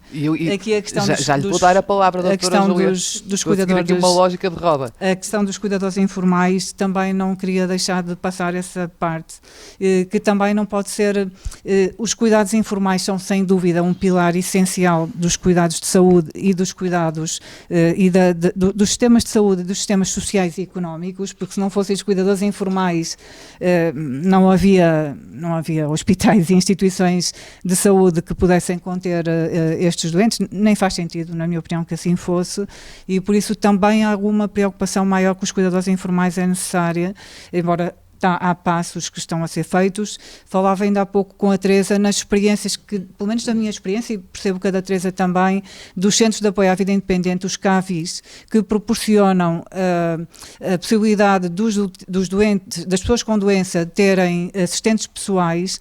Têm sido experiências ótimas que temos tido, pelo menos no Norte, e particularmente com doentes difíceis, como são os doentes com ela. Têm sido muito, muito boas as nossas vivências com estas equipas, que têm também que ser revistas, porque na verdade quando se contrata uma pessoa há 4 horas, para trabalhar 4 horas num dia, é evidente que as pessoas arranjando outro trabalho saem, já não é fácil cuidar de um doente tão dependente como um doente com ela, mas só por 4 horas, só mesmo enquanto eu não arranjar um que me dê 8 horas de trabalho por dia, não é? Claro. E portanto isto tem que ser revisto, e também não sei porque é que não estão a ser alargados, porque as experiências piloto, já passou o tempo das experiências piloto, penso eu, sim, não é já, Teresa? Destas profissionais. Claro. Quando falava na falta de profissionais, isso. Eu quando falava aqui também da falta de profissionais, que eu na verdade acho que tem que ser revista, não sei quantos profissionais faltam, na verdade há muitos profissionais a repetir tarefas, tem que ser revista esta forma de trabalharmos, mas na minha opinião, e é só a minha opinião, faltam muitíssimos assistentes operacionais ou auxiliares de enfermaria e faltam muitíssimos assistentes técnicos e operacionais. E sem isto, não faz sentido ter médicos a trabalhar até às 8 da noite, quando os administrativos saem às 4 e os enfermeiros às 3. É que isto é difícil de pensar isto assim. O médico, claro, a trabalhar algumas horas sem ter estes apoios vai ficar caríssimo, porque não está a fazer o seu trabalho médico. Claro, e está tudo desagregado. Doutora Cristina, no meio disto, há também aqui esta atenção ao radar que a doutora Ana estava a falar. Eu sei que quer contrapor a experiência de mudança geográfica das vagas, mas aproveito para lhe perguntar também se dentro desta também fragilidade ainda dos cuidados continuados, se também não faria sentido na mudança do paradigma começarmos a ter uns cuidados continuados um pouco mais continuados. Está a ver? Começar a haver uma continuidade dos continuados. Faz com certeza. As equipas domiciliárias têm que ser a grande aposta dos cuidados continuados, integrados. Na minha perspectiva, a construção da Rede Nacional de Cuidados Continuados começou pelo telhado. Claro. Começou pela construção das unidades de internamento, quando deveria ter começado pelas equipas de apoio domiciliário. Neste momento eu acho que, volto aqui ao PRR, mas pronto, o PRR será a oportunidade de pormos um ponto de ordem nesta situação e estão previstas 50 equipas de apoio domiciliário e termos esta resposta na comunidade para termos o efetivo apoio a estes utentes e podermos dar a continuidade aos utentes que saem dos hospitais e têm possibilidade de ir para casa com o apoio ao cuidador efetivo, que também é outra área que precisamos, e estamos a trabalhar com a Segurança Social para que estas respostas da comunidade, estas SCCIs, tenham um apoio mais alargado e também uma resposta efetiva do outro nosso parceiro, que é a Segurança Social, no apoio ao cuidador, e depois que estas respostas da SCCI possam ter esta dupla função, ter o apoio ao doente, ser a continuidade de cuidados ao doente que tem alta do hospital, mas que também seja uma continuidade de cuidados ao doente que tenha alta de uma unidade de cuidados continuados integrados, que o doente que foi para uma convalescença ou para uma média duração, mas que a determinada altura, depois de ter cumprido o seu tempo de internamento naquela unidade, ainda necessita de manter o seu plano terapêutico, mas já o poderá fazer em ambiente do seu domicílio, com o seu ambiente próprio da sua casa e integrado na sua família e muito mais fácil essa adaptação com estas equipas domiciliárias. Consegue contemplar dentro dessa estratégia uma perspectiva realista? Ontem dizia-me que há já projetos concretos para este ano e temos aqui uma latitude até 2025. Uhum. Acha que está devidamente Estas equipas têm uma meta de realização até 2023, fim de 2023. A minha esperança é conseguir concretizá-las até 2023, sob pena de não conseguir cumprir o PRR. Uhum. Essa pressão pode ser positiva, aqui pode jogar a nosso favor, não é? Tem que ser positiva. A grande vantagem deste investimento é trazer a pressão necessária e o investimento necessário para que esta mudança se faça. Mas acredita que estes modelos organizativos vão estar contemplados na execução do plano? Acredito, tenho fé que sim. Pronto, também tem que acreditar, senão não poderia, não é? Senão não conseguiria estar a levar a bandeira, não é? Portanto, estamos consigo nessa fé, porque também é preciso. Posso fazer uma pergunta? Claro, doutora Eda, claro. Então aproveito que a doutora Cristina está agora. As CCCIs, que são equipas de cuidados continuados integrados, qual é o papel do Ministério do Trabalho e da Segurança Social nas CCCIs? Eu ainda não percebi. Sim, e essa articulação... Neste momento, nenhum. Foi tão falante. Nenhum. Pois. Neste momento, nenhum. Mas as SCCIs, neste momento estamos a trabalhar numa solução conjunta para as novas SCCIs, para envolver este nosso parceiro, que é a Segurança Social, que está envolvida em todas as outras tipologias, em quase todas as outras tipologias, porque não está em todas, para que esteja também envolvido nestas novas SCCIs. As SCCIs fazem um trabalho excelente, mas na verdade chamar-lhes rede de cuidados continuados integrados até agora não é possível. São porque estão no papel. Porque Sim, na prática, ou seja, parem cuidados ponto. ali, porque integrados, zero. Doutora Júlia, é um facto, não é? Portanto, esta articulação, aliás, esta às vezes balizamento entre saúde e segurança social, já para não falar já nem vou ao resto da cúpula de entre finanças, não vamos por aí. Não vamos. Mas eu sei, mas não me provoque. Vocês também têm que me controlar. Esta articulação é vital, não é? Quer dizer... É vital. E é cúpula. É tão vital que eu não quero sequer correr o risco de dizer que o melhor era nós voltarmos ao passado, porque eu não quero voltar ao passado. Mas alguns de vocês lembram-se que já houve tempos em que a saúde e a segurança social, a assistência, enfim, estavam juntas, não é? Eu penso que não precisamos de voltar dessa forma ao passado. Ainda por cima, atualmente, nós temos condições, não só experiência, até do ponto de vista da nossa formação teórica, temos tecnologia. E, portanto, nós facilmente podemos trabalhar em conjunto, mesmo pertencendo a ministérios diferentes. E, portanto, não faz sentido o que tem acontecido até agora. Muitas vezes usamos o termo integrado, mas efetivamente não estão.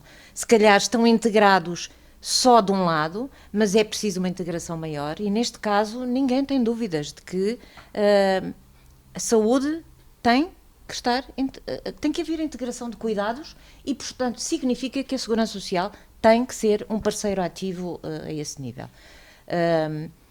As equipas de cuidados continuados na comunidade, eu estou curiosa em saber como é que isto vai evoluir, porque não é só a questão da própria Segurança Social com um investimento ativo, é todo o processo que se está a passar atualmente, como sabem, que é o da transferência de competências para as autarquias. Eu faço já aqui uma questão de dizer que eu sou uma pessoa favorável à transferência de competências. Só que ela tem que ser muito bem balizada, com muitas regras, e o Estado Central não se pode demitir de definir objetivos e metas, porque senão pode estar tudo um bocado comprometido. Mas, na verdade, se nós... mesmo essa transferência pode ser um desafio interessantíssimo para as estruturas de saúde e sociais locais. E dadas as assimetrias até do país. Exatamente. E as características de cada região. Mas veja, é que esse é um cuidado que é preciso ter. Até esta própria transferência de competências não terá assegurado isso completamente, não é? Porque nós temos realidades muito distintas no nosso país. Claro. E, portanto, até ao nível da saúde, dos cuidados continuados, dos cuidados paliativos, nós temos realidades muito diferentes, vocês sabem disso melhor do que eu no nosso país, não é? E, portanto, é urgente que saúde e segurança social encontrem um patamar de trabalho conjunto, de definição de uma estratégia conjunta e, obviamente, que, perdoe-me, mas eu tenho mesmo que dizer, e aí tem que estar o Ministério das Finanças. Quer dizer, tem que haver um primeiro-ministro que diga às finanças que tem que acatar alguma coisa, não é? Não, é tudo transversal. Se pusermos as peças todas na mesa, vai ao Ministério da Educação, vai ao Ministério do Ambiente, a pandemia mudou. É uma só saúde e é uma só sociedade, não é? Aliás, quando falamos dos fenómenos da exclusão social, que também aqui têm muita relevância, percebemos o quanto estes determinantes depois influenciam, não é? São importantíssimos. Há bocadinho falavam na questão da formação. A própria Segurança Social também devia ser chamada a trabalhar a esse nível. porque os serviços de apoio domiciliário têm que inovar, têm que sofrer quase que uma revolução. Há aí experiências interessantes, mas elas são... insípidas. Isto tem que ser... a inovação tem que ser universalizada, digamos assim, generalizada. Nós não podemos continuar a ter serviços de apoio domiciliário como os que temos tido até agora, portanto é preciso investir e eles têm que estar articulados com a saúde de proximidade. Portanto tem que haver aqui um trabalho conjunto e isso requer também que, do ponto de vista da proximidade, haja investimento que não é um investimento que vá ser preponderante do ponto de vista financeiro das instituições, porque do ponto de vista local, e eu, como trabalhei numa autarquia, já tive essa experiência, nós temos tantos recursos importantes que, se os articularmos, é a afetação do tempo de cada um de nós que serve para isso. Formar pessoas que trabalham nas ERPs, os que estão no apoio domiciliário, fazer a formação dos cuidadores informais, que é importantíssimo também, isso pode ser feito na estrutura local. Portanto, há aqui coisas muito interessantes e muito necessárias que, se calhar, só precisamos é ter capacidade para nos organizarmos algum tempo e algum rasgo, digamos assim, do ponto de vista da definição depois de uma determinada estratégia e metodologia também, e é pormos os nossos recursos todos a funcionar em articulação. Mas também temos que aprender a ouvir-nos. Sim. Doutor Eduardo, ajude-nos lá. Os psicólogos têm jeito para ouvir, não é? Não é? Isto requer exatamente uma estratégia. Sim, e antes de eu voltar à doutora Cristina, até porque ela não teve a oportunidade de fazer ali a parte das vagas, isto requer vontade de ouvir todos e todos os que participam, não é? Ou que têm competências. O problema é que nós, e deixe-me aqui utilizar aqui o jogo das palavras para explicar, uma mais densa que outra, que é ouvir, temos todos os ouvidos. Nós ouvimos todos, estamos aqui a ouvir todos. Quem decide ouve, mas não escuta. Não vai mais além do que ter os ouvidos limpos e perceber que, por exemplo, o que nós temos estado aqui a falar, que a rede, né, o plano, a estratégia, toda esta dimensão é fundamental para que se possa chegar às necessidades das pessoas. E isto é de facto algo que nos falta. Nós ouvimos, né, temos aqui ruídos de fundo que nós vamos ouvindo, mas vocês estão aí e quem está em casa está-nos a escutar. Está a ouvir mais do que, não é? E é nessa possibilidade de escutar o que é verdadeiramente importante que nós podemos decidir. Porque se ficarmos só nas audições prévias... Seletivas. Ouvimos aquilo que queremos e reunimos, fazemos mais uma comissão para decidir algo, ouvimos o que nos interessa, o que não interessa, deitamos fora e não decidimos nada. Acha que agora é uma task force? Não, eu acho que também fazer comissões para depois nunca dar conclusão a nada é adiar as coisas, não é? E temos que ser muito pragmáticos. E já foi falado aqui por quase todos os colegas deste painel que é fundamental haver um planeamento. Então este tem que ser um planeamento de investimento. Não é? O que acontece é que estamos... nestes anos todos, naquilo que é o gastar, e não posso gastar, e estávamos a falar das finanças, não é? Porque depois não há esta visão longa. E reparem, e os ciclos das pessoas que decidem também é curto. Ou seja, se eu não faço obra, se eu não mostro algo, já não vou continuar a seguir. Não é? E isto é algo, e mesmo, reparem, a política da decisão, por exemplo, a nível hospitalar, os conselhos de administração estão pouco tempo, depois não podem renovar, não é? As pessoas ficam lá sempre. E as decisões são tomadas em função de quem está sempre e irá continuar. E quem vem de fora e que depois vai sair, como é que isto é feito? Se nós pusermos isto numa dimensão mais macro, dos vários sistemas e ecossistemas envolvidos, estamos muito nisto. Eu chego, tenho que mostrar obra, em curto espaço de tempo. Ou seja, eu não vou planear as coisas, eu vou gastar. E como não há recursos, estamos todos aqui nesta dimensão a perceber que é difícil ficarmos no ouvir. Eu não quero sair deste dia a pensar que continuamos como ratinhos na roda da gaiola. Portanto, doutora Cristina, reponha, se faz favor, o mapa geográfico. Nós temos situações, pelo menos no norte do país, é um facto, de pessoas que não têm vagas nos cuidados continuados e são deslocadas para outras regiões. Trás-os-Montes é... aliás, o doutor Eduardo também sabe disto, é a primeira opção, também por um critério de proximidade. A doutora Ana deu o exemplo de que numa unidade do Norte foi parar alguém e morreu alguém do Alentejo. A doutora diz que não. E eu gostava de perceber porque não. Que informações é que nós temos aqui erradas? Primeiro, clarificar que a Rede Nacional de Cuidados Continuados Integrados não tem cuidados paliativos. Sim, isso nós já percebemos. Daí a brincadeira há bocadinho a perguntar se não seria melhor pôr continuidade aos cuidados. Ou seja, os cuidados paliativos pertencem à Rede Nacional de Cuidados Paliativos. Pronto, há aqui a distinção entre as duas redes, por isso as unidades de cuidados paliativos não pertencem à Rede Nacional de Cuidados Continuados Integrados. Mas a colocação dos doentes na rede é sempre por critério regional. Será sempre um doente que pertence à região de Lisboa e Val do Tejo, será sempre colocado dentro da região de Lisboa e Val do Tejo. Se houver vaga. Não. É sempre colocado dentro da região de Lisboa e Val do Tejo. Inclusivamente, as equipas de gestão nem têm possibilidade de colocar fora da região. Só colocam fora da região se houver, pela parte do doente, pedido para ser colocado fora da região. Deixe-me só pôr-lhe este cenário. Lisboa e Val do Tejo. Não há vagas. A família é confrontada com ou vai para ali ou, não, ou nada. Fica no hospital. O que é que escolhe? Fica no hospital. Mas dentro de Lisboa. Não. Fica no hospital. Então, explique-me, porquê fica no hospital? Nós temos doentes... Porquê que isso é diferente? Então explique, porquê que isso é diferente a norte do país?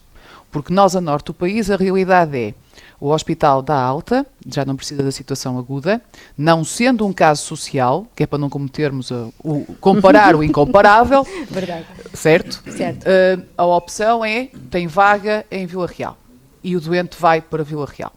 Isto nos últimos 3 meses tem acontecido com várias pessoas conhecidas, portanto, são casos concretos. A pessoa não fica no hospital, a pessoa vai para onde a mandam, porque é onde há vaga. Mas é dentro da região.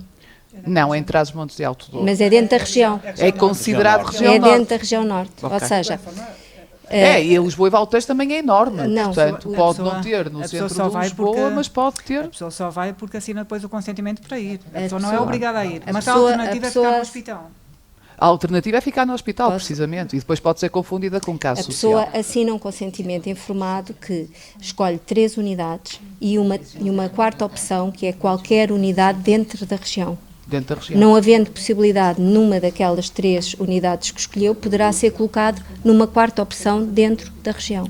Esclarecido. A questão é a contingência, não é? Porque depois temos famílias que, pelas suas dificuldades, não têm capacidade para se deslocarem e estarem com os seus familiares durante esse período não é? Portanto, isto depois acaba por ser uma contingência e se calhar imagino que se enquadre dentro daquilo que ainda não é o desejável da resposta da rede. É isso. É isso? O que acontece muitas vezes podemos só, já agora. Dentro da rede, depois temos a possibilidade de haver transferências também, mobilidade dentro da própria rede, que também dentro de algumas regiões como Lisboa também temos essa limitação, porque depois temos as vagas também ocupadas, mas efetivamente o grande problema é que nós temos zonas do país que ainda não têm a resposta da Rede Nacional de Cuidados Continuados, e o que nós pretendemos com estas novas unidades que vamos criar agora é que elas sejam criadas nos sítios onde não temos respostas, porque a rede não é autónoma e até agora depende da manifestação de interesses dos promotores. Os promotores decidem e apresentam as suas propostas para a criação de novas unidades e a rede avalia essas propostas e aceita, sem grande possibilidade, a não ser de avaliar condições das próprias instalações e da constituição da equipa, mas aceita as unidades que vão constituindo. Tendo neste momento a possibilidade de ter apoios financeiros para a constituição destas unidades, vai utilizar este investimento para para que a rede seja alargada e seja constituída nos sítios até agora inexistentes de resposta e onde diariamente desloca pessoas, por não ter resposta, desloca pessoas das suas localidades para outras onde tem resposta. Eu ia perguntar à assistência se, como estamos no último debate, se tem alguma consideração a fazer, antes de dar 1 minuto a cada um dos protagonistas do painel para lançar um repto. Professor, vamos-lhe ceder... Posso? Ora, com licença. Pode ser este ano? Esta Ana leva. Obrigada, professor. Obrigada.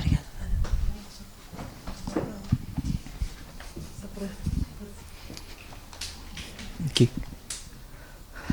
Então, boa tarde a todos. Está aí bem, professor? Eu achei muito interessante, enfim, quase tudo que disseram, praticamente tudo que disseram, porque são pessoas que estão no terreno.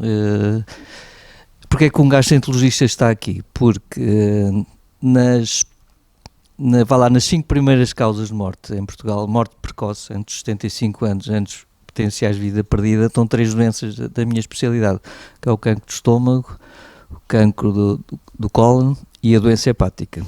Portanto, apesar de ser um médico hospitalar, portanto, tenho esta visão da realidade. Eu aqui só me centrava, e muito rapidamente, na questão dos recursos humanos, que foi ao de leve aflorado por muita gente, que eu acho que é o principal, ter paredes sem pessoas, sem assistentes operacionais, sem enfermagem, sem médicos, que eu acho que se vai acontecer nos próximos anos. A população envelheceu muito, temos das melhores esperanças médias de vida do mundo, não sei se vamos ter profissionais para lidar com qualidade com estas pessoas. Por exemplo, falou-se nas assistentes operacionais. Eu há 20 e tal anos que vi num jornal no estrangeiro dizer nessa altura que era das profissões mais necessárias para a sustentabilidade da população, e vamos ver isso no terreno.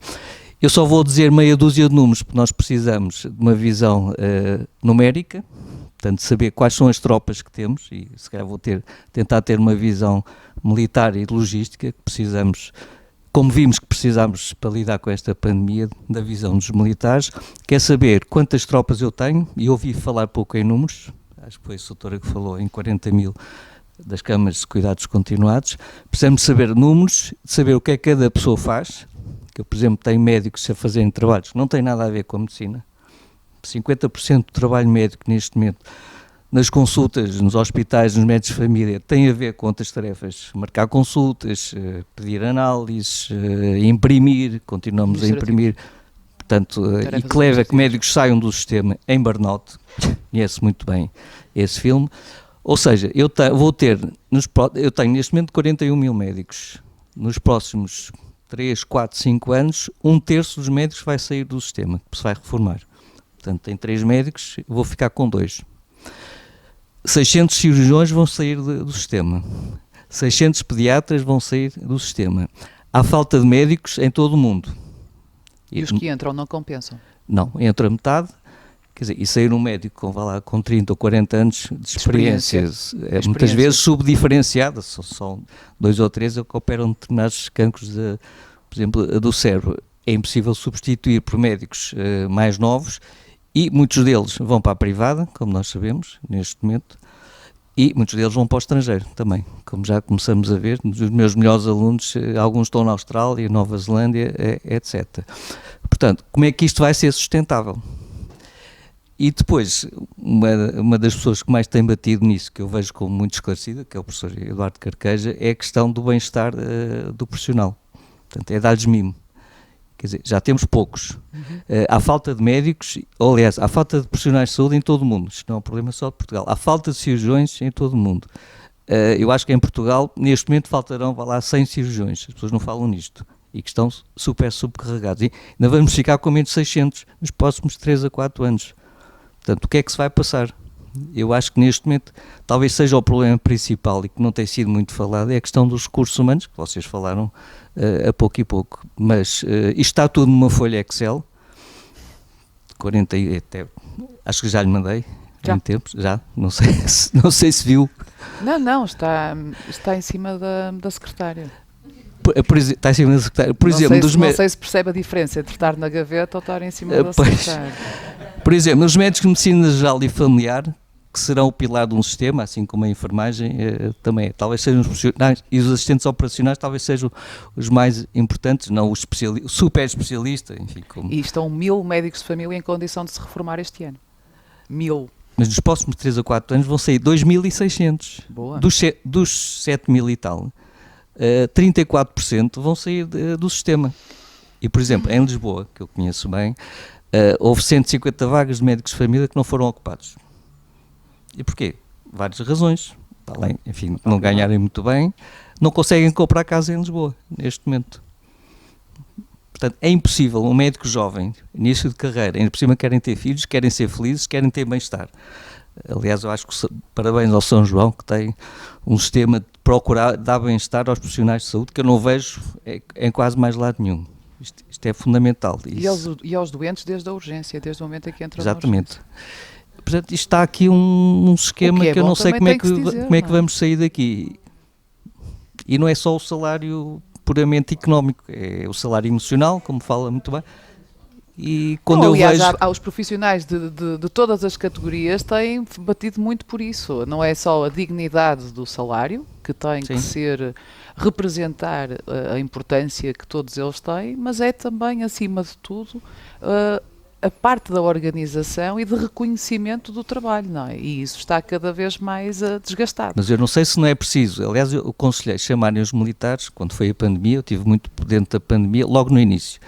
Disseram-me logo, não, nem pensar, isso parece uma ditadura. E os militares ajudaram a salvar muitas vidas. Eu não sei se não precisamos de uma visão dos militares, tipo logística, saber o que é que cada um faz, saber quais são as balas que eu tenho, os tanques que eu tenho, porque vamos ficar sem profissionais de saúde, pelo menos a nível médico. Assistentes operacionais já temos imensa falta, vai ser pior. Ou seja, falta-nos pragmatismo também, não é? Sim. Eu diria que vão faltar menos médicos se nós organizarmos desta maneira, de uma maneira mais rentável, não é? Porque, na verdade, com os médicos a empurrar macas ou a passar a escrever ambulâncias fica difícil, não é? Eu, por exemplo, Na verdade, é preciso rever os profissionais de saúde todos. E tem uma falta tremenda começa a ter falta de médicos, de especialistas que fazem coisas cada vez mais complicadas, os cancros e isso tudo.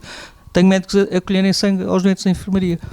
Até os consumidores de drogas, neste momento, há uns que são pagos para ir fazer isso aos colegas. Irão faltar menos médicos se e obrigam um especialista do Hospital claro. Central a colher sangue na enfermaria, a perder 1000 horas por ano.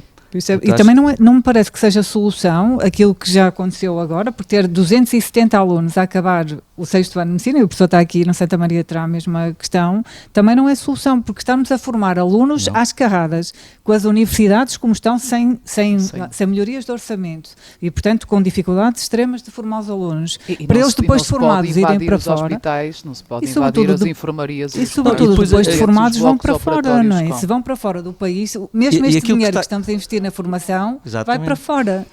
Não, e aquilo que eu estava a dizer, em 3 médicos, há um que vai sair nos próximos 3 ou 4 anos e que passa no estante, também vão sair professores da Faculdade de Medicina.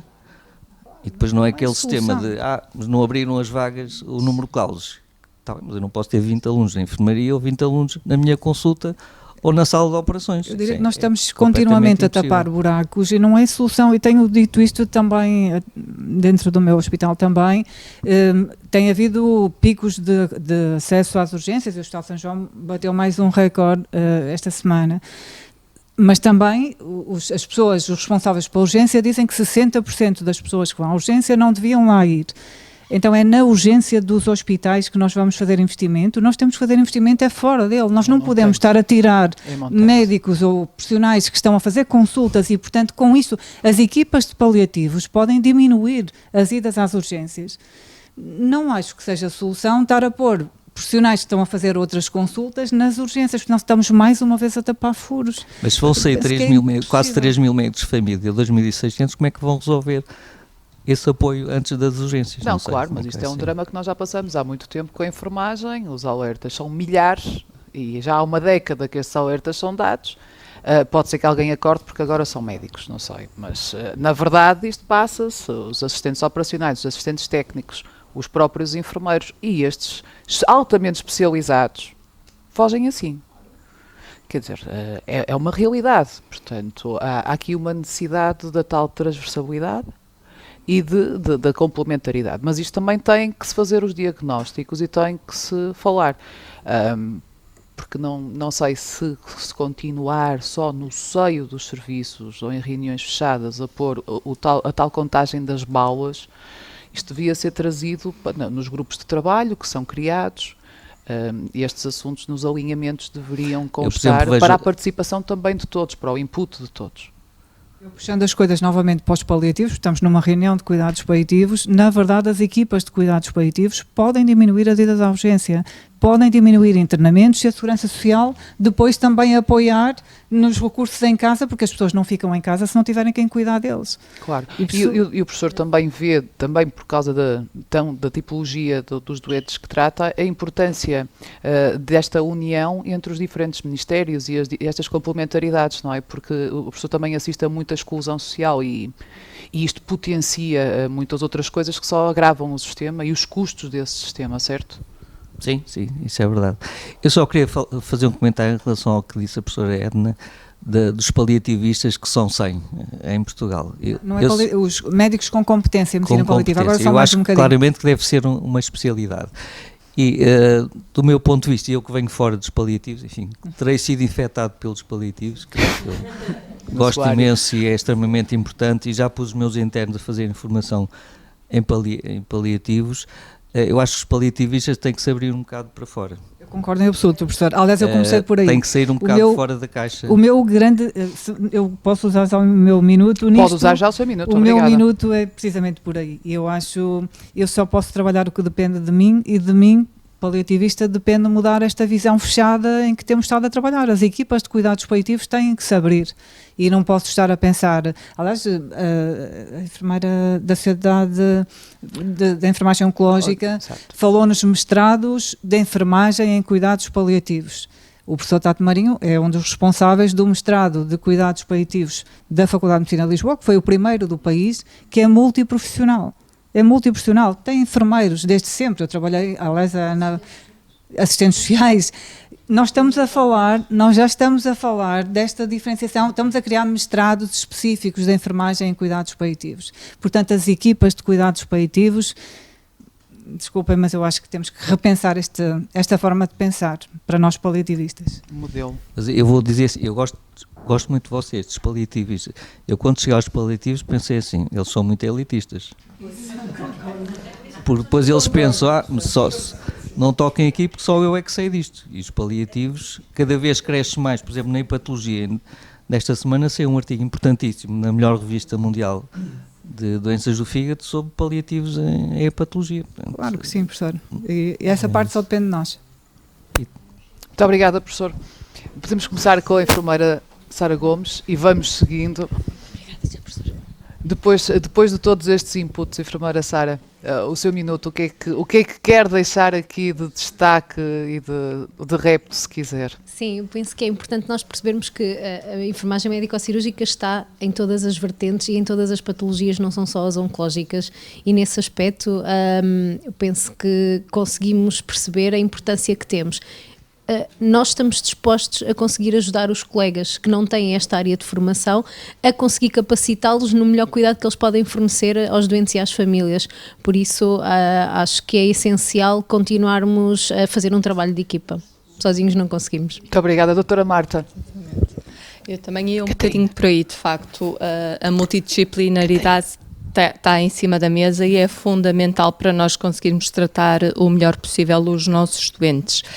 E como representante da Sociedade Portuguesa de Oncologia, estou aqui para dizer que nós estamos abertos a isso e disponíveis para trabalhar em conjunto, nomeadamente neste grupo de trabalho que está em vigor, porque acho que é para benefício dos doentes e benefício de todos. Eu queria dizer que eu acho que hoje demos um passo em frente em Portugal. Demos um passo em frente porque abrimos um debate que muitas vezes fazemos fechado dentro das nossas equipas de trabalho, dentro da nossa equipa de colegas de profissão e realmente é um debate que está a ser multiprofissional e conseguimos sentar neste último debate também a área social e, portanto, e trazer também a sociedade no primeiro debate para aqui. E, portanto, nós, enquanto Sociedade Portuguesa de Enfermagem Oncológica, queremos continuar com esta parceria, com este trabalho com a Associação Portuguesa de Cuidados Paliativos pensamos que houve um passo diferenciador e a partir daqui estes debates estão gravados, foram difundidos pelas redes sociais, e, portanto nós não podemos ficar parados e achar que o nosso trabalho terminou aqui. Temos que dar continuidade a ele e temos que efetivamente influenciar as políticas do país e aquilo que nós sentimos todos e vimos que é transversal a todos os contextos, que temos que melhorar. Eu não digo que esteja mal, eu acho que temos que melhorar. Melhorar. É motivador, muito obrigada. Bem, como resenha, eu acho que vou tentar falar em alguns pontos. Desde logo, falar no sistema. Há que repensar o sistema, há que, de facto, pensar as coisas de uma forma estruturada, com planeamento estratégico, com uma visão para o futuro e não para o amanhã.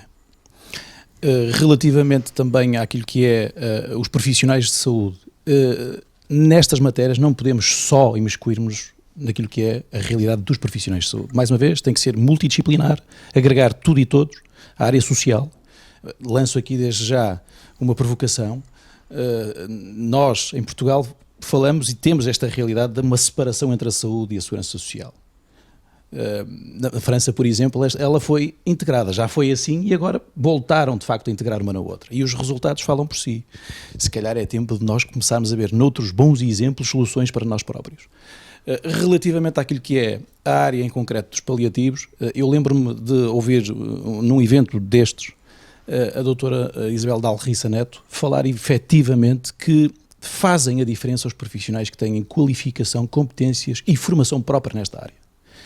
E de facto resolveriam muitas das situações que trespassam em todas as instituições de saúde, em particular as urgências, de idas sucessivas deste tipo de pessoas com carências e necessidades que não obtêm resposta e que vão sistematicamente entupir as nossas urgências. Por exemplo, há que repensar o sistema de uma forma integrada, trazer para a comunidade estas matérias, indiscutivelmente, juntar todos os stakeholders, mas também as pessoas, as comunidades, as famílias, as autarquias. Isto só em rede é que vai funcionar. Relativamente à formação, é indispensável que de facto as profissões diferenciadas e autónomas tenham uma perspectiva própria e uma estratégia definida para de facto dotar os profissionais de competências muito específicas para de facto poder suprir as necessidades das pessoas. Mais uma vez, o centro de tudo é a pessoa. Não é as profissões, não é as organizações ou as instituições, não é sequer a tutela. Portanto, a pessoa tem que ser o centro de tudo, de todas as decisões, de todas as respostas para de facto suprir as suas necessidades. E não há forma de ver isto de uma outra maneira. Enquanto nós estivermos sistematicamente a pensar, dar soluções para o hoje, eventualmente para amanhã, nunca iremos resolver o problema. Aquilo que falamos aqui hoje é assim há décadas. Não é de hoje, é há décadas. E, portanto, ou nós envolvemos nisto, e isto trespassa a barreira destas entidades que aqui estão, e passa a ser discutido lá para fora, por todos e para todos, e já agora também lanço o repto aos jornalistas que de facto têm uma missão muito relevante nesta matéria. Mais uma vez, o combate à iliteracia, a formação, a educação para a saúde, passa também por aí. Claro. Bom, agora para terminar, queria deixar aqui o meu agradecimento profundo à Associação Doutora Catarina Pazes pela oportunidade de estar aqui convosco. Foi uma tarde muito enriquecedora. Saio daqui com grandes aprendizagens e dizer-vos que mantenho aquilo que disse no início. Nós somos uma área profissional, entre as outras, temos muitos aspectos em comum, até na própria intervenção que fazemos.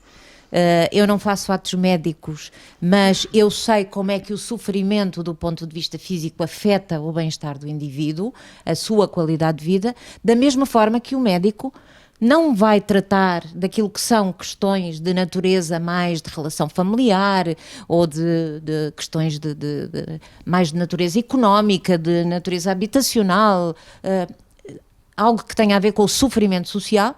Não vai tratar, mas ele sabe que a sua condição física de saúde causa esse sofrimento social.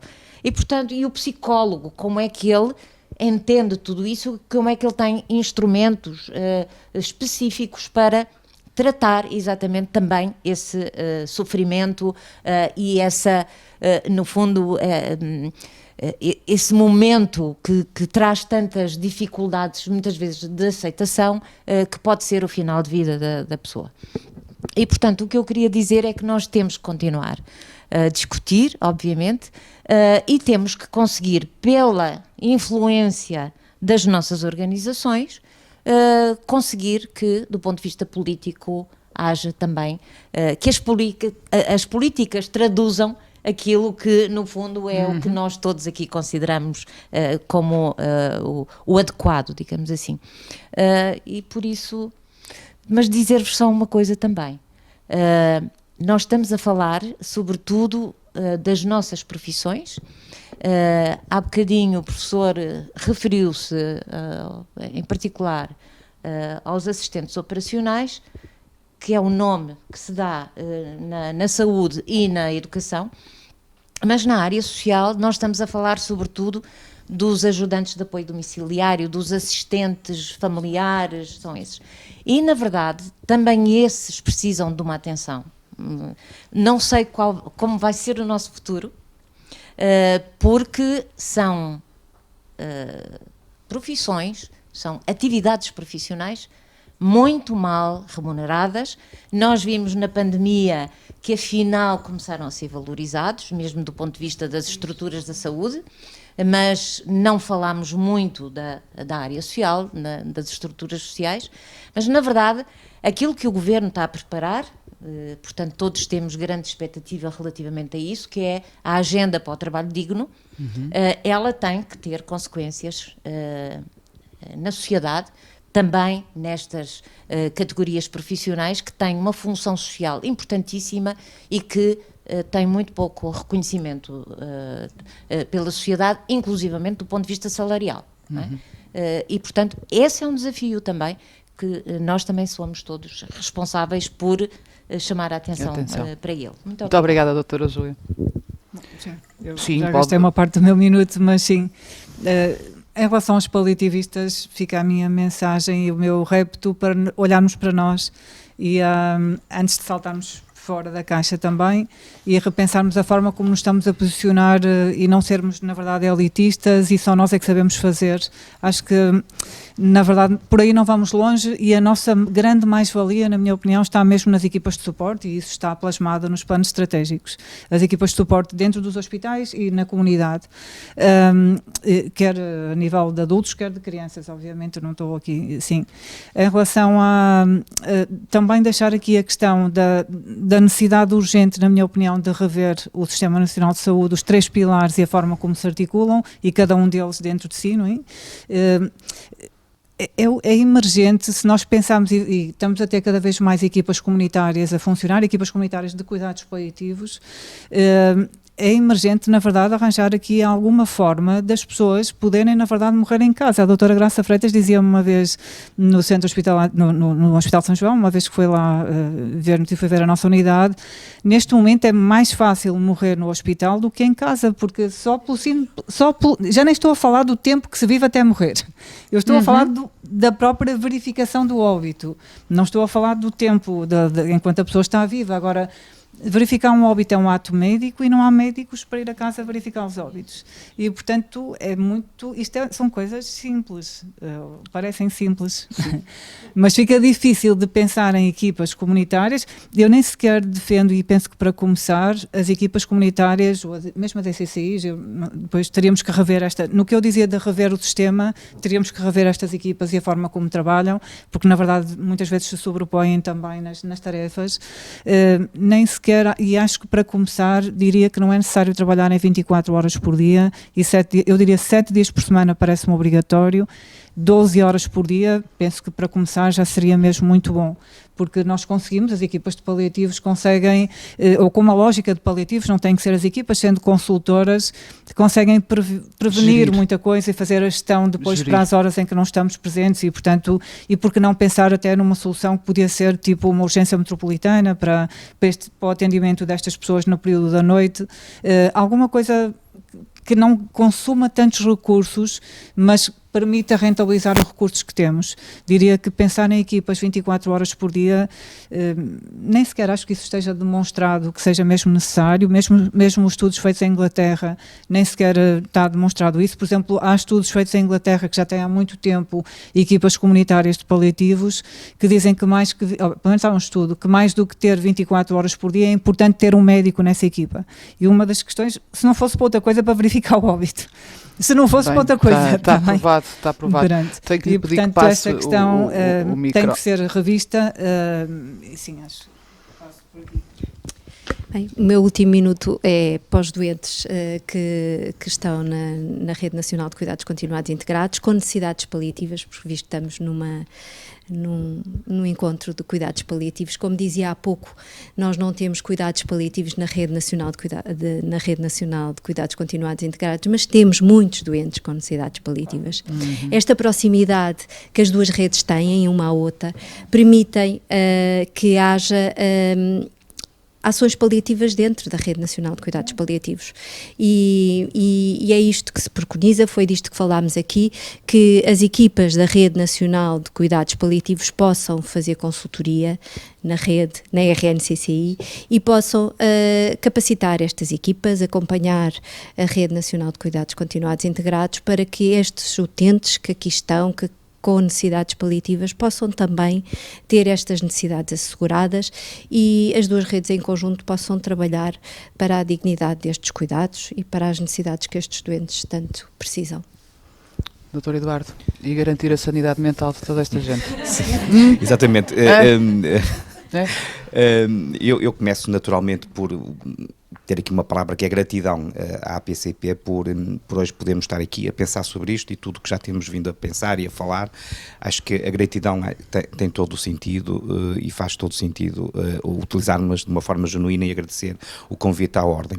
Depois dizer-vos também que efetivamente, e usando as palavras do professor da estatística, dos dados, que é importante, e não pondo isto nas lamúrias, mas pondo isto nos factos concretos, naquilo que tem que ser pensado também, que no SNS, por exemplo, existem 250 psicólogos nos cuidados primários, para todo o país. Não chegam a 1000 psicólogos no sistema hospitalar. Portanto, aí os recursos, como sabem, são muito limitados. Isto é uma realidade, portanto, não é uma lamúria, é uma realidade e que temos que partir deste princípio. O que é que se pode fazer para além disto? Depois, terceira apontamento, que a Ordem sempre esteve e está disponível para, com os diversos interlocutores, sejam a nível dos próprios governos, sejam a nível das próprias associações, criarmos aqui pontes, fazer redes e mantermos aquilo que é, de facto, o ponto principal, que tem a ver com aquilo que é oferecido e dado às nossas pessoas e às famílias em condição de fim de vida. E depois dizer-vos algo que não foi falado aqui e que também nos entristece pela sua dificuldade, que é a problemática do luto. As equipas hoje vamos percebendo que não têm esta não é uma mais-valia, é algo que faz parte dos pilares e que as equipas não conseguem dar o suporte àquilo que é a continuidade dos cuidados. Portanto, acho que há aqui temas que devem ser repensados e deixar aqui naturalmente esta nossa disponibilidade enquanto Ordem para podermos contribuir humildemente com o nosso know-how. Muito obrigada. Obrigada a todos. Obrigada à Associação Portuguesa de Cuidados Paliativos. Eu vou fazer a resenha final e dizer que é realmente pertinente destacar, em primeiro lugar, o consenso à volta deste dia, a participação ativa das mais diversas áreas obrigatórias para estes cuidados, que também estiveram aqui presentes neste dia e quiseram participar. Acho que, além do alerta que gera, é altamente motivador e também de sensibilização para todos, para a sociedade no seu geral. Estamos a falar efetivamente de uma urgência e que, além de ser um desígnio nacional, é um desígnio para qualquer um de nós, porque pode ser um dos nossos, vai ser um dos nossos, e um dia vamos ser nós. E, portanto, acho que se tivermos isto presente, acho que conseguimos todos contribuir com a nossa parte, por mais pequena que ela seja. E desde o planeamento. Eu quero agradecer mais uma vez. Foi uma honra ter estado cá e participar e assistir à continuidade deste passo que também demos hoje. E ia-lhe pedir, enfermeira Catarina, que fechasse os trabalhos. Ela tem ali. Não estava à espera. Abriu, tem que fechar. Então, eu quero agradecer a todas as entidades que estiveram aqui ao longo do dia. Quero agradecer muito exatamente pelo consenso e por termos mostrado que, de facto, estamos preocupados, mas para além de preocupados, estamos empenhados em encontrar soluções. É possível fazer melhor com o que temos. Até fiquei um bocadinho emocionada agora ao ouvi-la, por isso é que estou assim... mas, de facto, é algo que nos toca a todos. Toca-nos a todos enquanto cidadãos, enquanto cada um que tem a sua situação de vida, de familiar, e enquanto profissionais que queremos fazer o melhor todos os dias por aqueles que nos procuram. De facto, podemos fazer melhor com o que temos, podemos alertar para aqueles que são os problemas prementes. Não é aceitável que isto alguma vez não seja visto como uma verdadeira prioridade. Estamos a falar de problemas gravíssimos, falámos hoje aqui e demos alertas muito importantes e estamos todos juntos, muito empenhados em continuar este trabalho conjunto, provavelmente a ter que nos socorrer de mais alguns contributos que hoje não puderam estar aqui porque não foi possível reunir ainda mais pessoas, porque, como vimos, foram debates bastante cheios, muito cheios mesmo, mas com muitos contributos muito importantes. Poderemos e teremos que ir procurar outros contributos que não estiveram aqui hoje, mas precisamos de continuar este trabalho. Este foi o primeiro passo para um trabalho que tem que ser conjunto, e a Associação Portuguesa de Cuidados Paliativos vai estar empenhada em continuar este caminho e em fazer tudo para que esta sinergia seja de facto uma realidade. Muito obrigada a todos, obrigada Paula pela moderação, foi muito bom. Obrigada a todos aqui e obrigada lá em casa a quem nos seguiu, obrigada a todos os meus colegas da APCP, obrigada também a quem esteve aqui, ao Diogo Pires, e peço desculpa que não sei o seu nome. Muito obrigada aos dois, obrigada a todos. Boa tarde.